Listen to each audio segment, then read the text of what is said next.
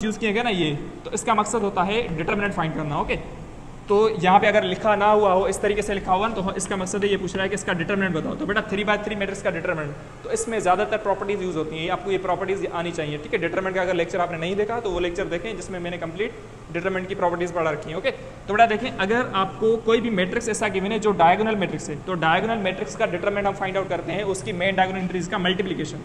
तो इसकी main diagonal की एंट्रीज ये जो है ना, इनका आप मल्टीप्लिकेशन करें, तो जैसे मल्टीप्लिकेशन करेंगे तो ये होगा 4 × 2 × -1, तो इसका आंसर क्या आएगा -8, तो इसका डिटरमिनेंट होगा -8। अगर यहाँ पे कोई और इंट्रीज होती तो फिर इस तरीके से आप इजीली सॉल्व कर सकते हैं। तो डायगोनल मैट्रिक्स की इंट्रीज को मल्टीप्लिकेशन को क्या कहते हैं, डिटरमिनेंट कहते हैं। अगर यहाँ पे होता यूनिट मैट्रिक्स, तो यूनिट मैट्रिक्स का डिटरमिनेंट भी पूछा जाता है कि यूनिट मैट्रिक्स का डिटरमिनेंट क्या है, तो यूनिट मैट्रिक्स का डिटरमिनेंट होता है 1। ओके, उसके बाद क्वेश्चन नंबर 21 है, तो इस मैट्रिक्स का डिटरमिनेंट, तो बेटा देखें, अगर किसी भी मैट्रिक्स का एक कंप्लीट रो या एक कंप्लीट कॉलम 0 हो गया तो उसका डिटरमिनेंट 0 हो जाता है, तो इसका डिटरमिनेंट हो जाएगा 0।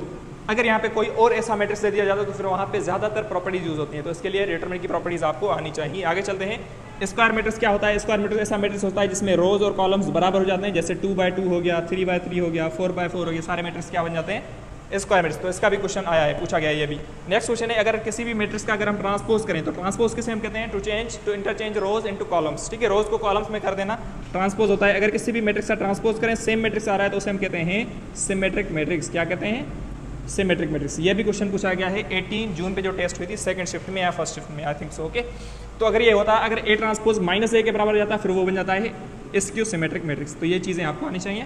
नेक्स्ट है, अगर दो मैट्रिक्स इक्वल हैं, तो बेटा अगर दो मैट्रिक्स इक्वल हैं तो इसका मतलब ये होता है कि हर एंट्री के बराबर होगी।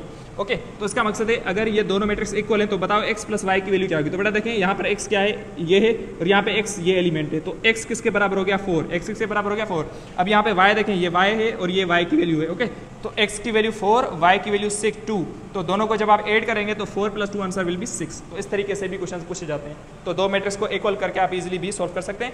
यहाँ कभी कभी डिटरमिनेंट में भी ऐसा होता है कि आपको यहाँ पे x की या y की कोई वैल्यू दे दी जाती है और आपसे पूछते हैं अगर इसका डिटरमिनेंट 0 है तो बताओ इस यहाँ पर x की वैल्यू क्या होगी। तो इस तरीके से क्वेश्चन पूछे जाते हैं। ओके, और एक बात हमेशा याद रखिएगा, ऐसा मैट्रिक्स जिसका डिटरमिनेंट 0 हो वो होता है सिंगुलर मैट्रिक्स। ये भी पूछा गया क्वेश्चन। तो ऐसा मैट्रिक्स जिसका डिटरमिनेंट 0 ना हो तो वो होता है नॉन सिंगुलर मैट्रिक्स।